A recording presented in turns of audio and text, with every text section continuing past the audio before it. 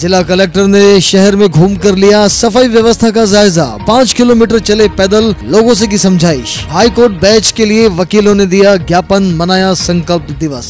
6 साल की बच्ची के साथ बलात्कार और हत्या के विरोध में सेन समाज ने किया प्रदर्शन। पीड़ित परिवार को मिले न्याय, इसकी की मांग। पुलिस अधीक्षक ने लिया कलेक्टरी परिसर का जायजा, सुधरेगी यातायात व्यवस्था, सुझाव लेकर दिए निर्देश। रामायण एक ग्रंथ नहीं है अपितु एक परंपरा है। रामायण पुनरावलोकन पर राष्ट्रीय संगोष्ठी का हुआ शुभारंभ। लॉयनर्स क्लब सदस्यों ने लिया सेवा का संकल्प। बीकानेर जिला कलेक्टर कुमार पाल गौतम ने गुरुवार अल सुबह शहर में 5 किलोमीटर पैदल चलकर देखी सफाई व्यवस्था। वहीं शहर में ड्रेनेज सिस्टम, सड़कों की स्थिति का भी धरातल स्तर पर जायजा लिया। शहर की गलियों में घूमकर व्यवस्थाओं का जायजा लेते जिला कलेक्टर को एक बार तो लोगों ने पहचाना ही नहीं, पर जैसे ही लोगों को जिला कलेक्टर के भ्रमण का पता चला तो वे उन्हें अपनी समस्याओं से अवगत कराने लगे। कलेक्टर ने विभिन्न स्थानों पर सार्वजनिक जल व्यवस्था में व्यर्थ बह रहा पानी देखा तो ओवरलोडेड वाहनों से भी रूबरू हुए। वहीं सफाई कर्मी अलाव जलाकर तपते दिखे। इन सब के बीच में सर्दी में घर से बाहर स्कूल ड्रेस में खड़े बच्चों से स्कूल लगने का समय भी जिला कलेक्टर ने जाना। वहीं शहर के अंदरूनी भाग में सरकारी भूमि पर चल रही अवैध डेयरी को भी हटाने के लिए डेयरी संचालकों से समझाइश की। जिला कलेक्टर का ध्यान पानी की कुंडी में तैर रहे मच्छरों पर भी था, तो वे निरीक्षण के दौरान प्रतिबंधित पॉलिथीन का उपयोग न करने की समझाइश करते भी नजर आए। जिला कलेक्टर का यह औचक निरीक्षण सुबह 6:45 बजे कोर्ट गेट से प्रारंभ हुआ, जो 9 बजे तक मुख्य डाकघर पहुंचकर थमा। इस दौरान आयुक्त नगर निगम प्रदीप के गावड़े भी साथ में रहे।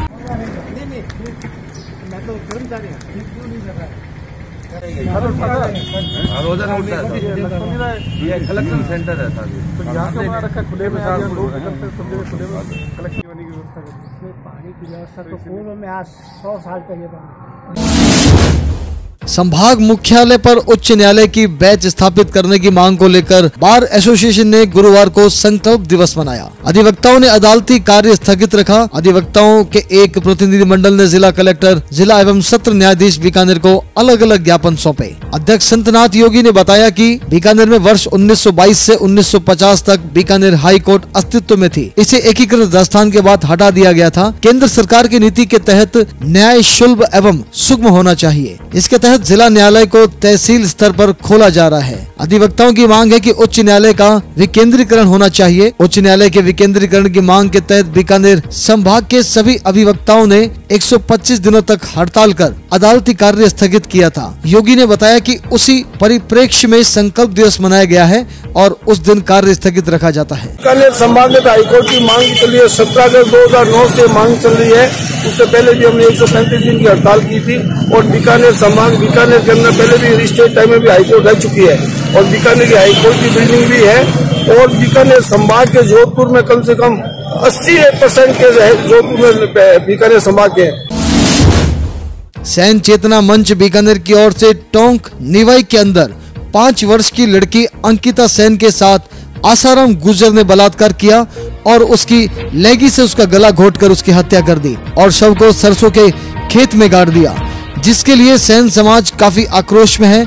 सैन चेतना मंच की ओर से बलात्कारियों को फांसी देने के लिए मुख्यमंत्री के नाम ज्ञापन दिया गया। सैन समाज के लोगों की मांग है कि मासूम के साथ हुए इस भयानक मामले के आरोपियों को फांसी की सजा दी जाए। ये प्रदर्शन घटना जो है 12 जनवरी की है। टोंक जिले में निवाई गांव है। वहां पे एक 5 साल की बच्ची अंकिता सेन के साथ इन गुर्जर समाज के व्यक्ति के द्वारा बलात्कार किया गया। वो बलात्कार इस बहाने किया कि बच्ची घर के बाहर खेल रही थी और उसको नमकीन का बहाना देते हुए कहा कि हाँ बच्चों, आपको नमकीन दिला के लाता हूँ। और ऐसा करके वो निवाई का व्यक्ति अंकिता को लेके खेत में चला गया। उसको लेके गया नमकीन खिलाने के बहाने सरसों के खेत में। वहाँ उसके साथ बलात्कार किया। 5 साल की मासूम बच्ची थी।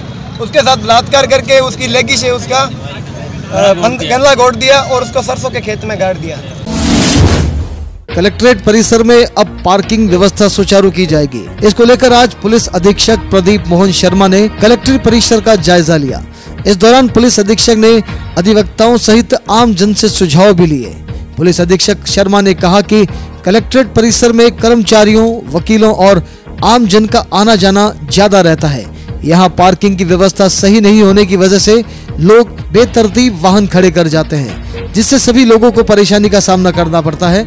इसलिए आज निरीक्षण किया गया है कि किस प्रकार पार्किंग व्यवस्था को सही किया जा सके।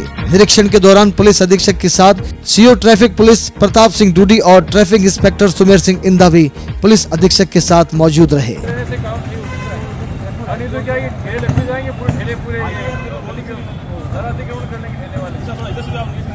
जिला कलेक्ट्रेट परिसर पूरा न्यायालय, पुलिस अधीक्षक कार्यालय और अन्य कार्यालय भी यहाँ स्थित है और काफ़ी खुली जगह है, लेकिन लोगों के बेतरतीब तरीके से पार्किंग करने की वजह से काफ़ी अव्यवस्था हो रही है। महाराजा गंगा सिंह विश्वविद्यालय में रामायण पुनरावलोकन पर राष्ट्रीय संगोष्ठी का शुभारंभ विश्वविद्यालय के वशिष्ठ भवन में हुआ। मुख्य अतिथि कोटा विश्वविद्यालय के पूर्व कुलपति प्रोफेसर पी.के. दशोरा, विशिष्ट अतिथि इतिहासकार प्रोफेसर नंद किशोर आचार्य एवं प्रोफेसर देव कोठारी रहे तथा अध्यक्षता कुलपति प्रोफेसर भागीरथ सिंह ने की। अतिथियों ने कहा कि रामायण मात्र एक ग्रंथ नहीं है, अपितु एक परंपरा है। मीडिया प्रभारी डॉक्टर राजेंद्र पुरोहित ने बताया कि शुक्रवार को करीब 100 पत्रों का वाचन होगा और करीब 5 पैनल डिस्कशन होंगे। ये राष्ट्रीय संगोष्ठी का आयोजन किया जा रहा है, जिसका विषय रामायण एक पुनरावलोकन है। इस संगोष्ठी में रामायण के विविध पक्षों पर चर्चा होगी। मूलतः रामायण के संदर्भ में 2 प्रकार की विचारधाराएं प्रचलित हैं। एक रामायण को सिर्फ एक क्लासिकल टेक्स्ट मानते हैं, जबकि दूसरी विचारधारा उसको राम कथा के रूप में परिभाषित करती है। कितना उस पे मतलब जो ये कहते हैं ना धर्म है, ये रामायण में धर्म नहीं, इसमें क्या चीज है उसको देखना चाहिए बच्चों को। उसी चक्कर में जब ये सेमिनार रखी थी तो मेरे ख्याल से सभी प्रतिभागी बहुत अच्छी तरह उसके अलग अलग राम के, सीता के, इस तरह से। लॉयनेस प्रांतीय कमेटी की तृतीय बहुप्रांतीय कार्यकारिणी व प्रांतीय अधिकारिक यात्रा का आयोजन लॉयन्स क्लब में हुआ। समारोह में सभी सदस्यों ने सेवा का संकल्प लिया। निःशक्तों एवं मंदबुद्धि बच्चों की सेवा के लिए आगे आने का आह्वान किया। कार्यक्रम के दौरान अतिथियों ने स्वस्थ, सुंदर, सुव्यवस्थित शहर, नारी पहचान, रक्तदान, हेल्थ सर्विसेज, शिक्षा एवं महिला सशक्तिकरण आदि पर विचार रखे। अतिथियों की उपस्थिति में क्लब द्वारा जरूरतमंद महिलाओं को सिलाई मशीन, व्हील चेयर, रोजगार का सामान प्रदान किया गया। अतिथियों ने कहा कि हमें हर उस जरूरतमंद की सेवा करनी है जो व्यक्ति है जिस तक अभी तक कोई नहीं पहुंच पाया है, वही सच्ची सेवा है। के कर्तव्य भार का उत्साह व लगन के साथ वहन किए जाने पर निर्भर है। ये घोषणा करते हुए निश्चय करते हैं कि इसका मार्ग ही हमारा मार्ग होगा